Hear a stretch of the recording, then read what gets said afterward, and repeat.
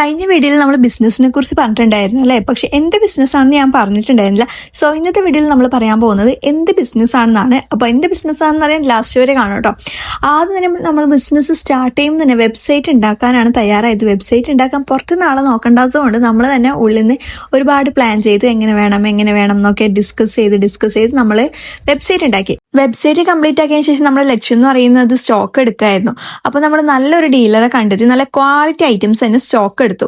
പിന്നീട് സ്റ്റോക്ക് എടുത്ത് കൊണ്ടുവന്ന് പൊട്ടിച്ച് അതിന്റെ ക്വാളിറ്റി ഒന്നുകൂടി ഉറപ്പാക്കി. ഇനി നമ്മുടെ പ്രൊഡക്റ്റ് എന്താണെന്ന് പറയാം. യെസ് ഗൈസ്, ഞാൻ ഒരു ക്ലോത്തിങ് ബ്രാൻഡാണ് തുടങ്ങിയത്.